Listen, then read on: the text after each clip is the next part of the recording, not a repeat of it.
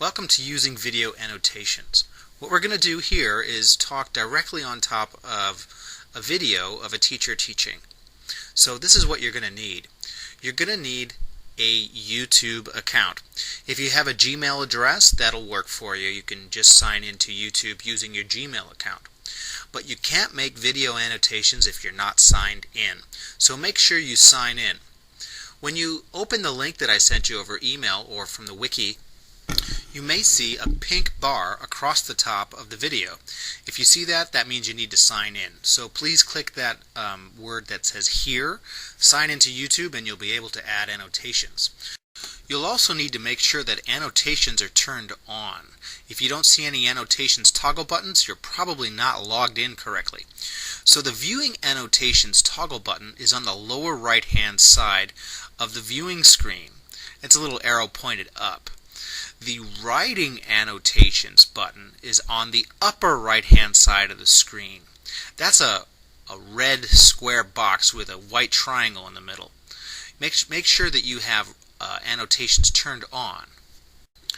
To add a comment using annotations is pretty easy. I'm going to walk you through the steps of doing that right now, and then we're going to practice adding comments to a video. The first step is to click the transparent button in the lower left hand side of the screen. When you click that middle button, it'll bring up three options. Now, only the two on the left will actually allow you to write something. Let's stick to the speech bubble farthest to the left for now. After you click the speech bubble, then you'll have a few other choices.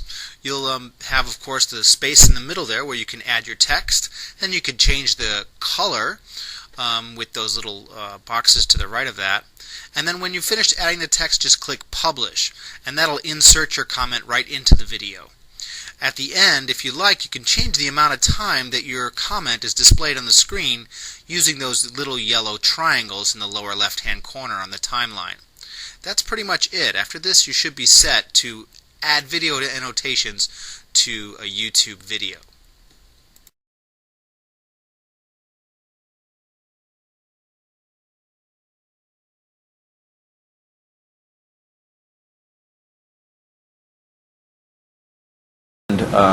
Next, we're going to talk about turning the critical feedback that you broke up for homework, that resulted from our portfolio critique. We're going to be taking that feedback and turning that into a graphic.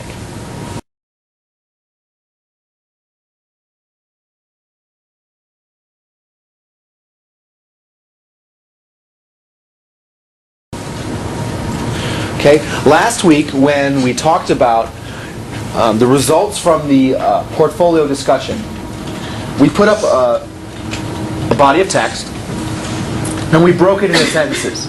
We broke it kind of into partial sentences, into main points, right? If you remember that, nod yes. Okay? So, and you have done that? Nod yes. What we're going to do today is take those, look at the pieces of critical feedback, which were like negative type reactions to the web page, like your link is broken, or they were design alternatives like you should make your text bigger, having gray text on a white background, I can't read it, you should change that to black.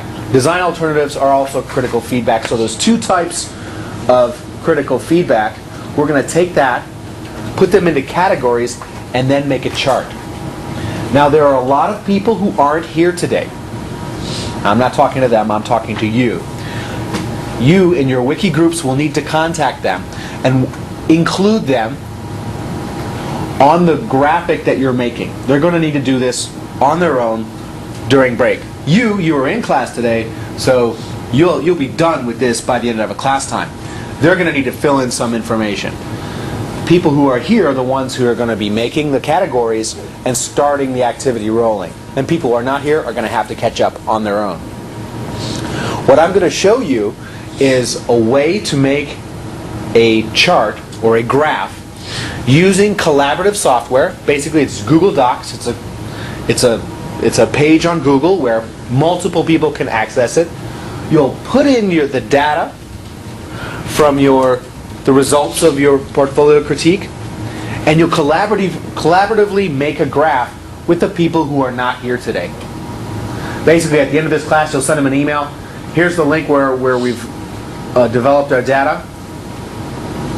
I've included your Gmail address as a member, and then you're basically done. They'll come along and they'll put in their information, and next week, after 2 weeks, you'll have a graph to put into your portfolio discussion.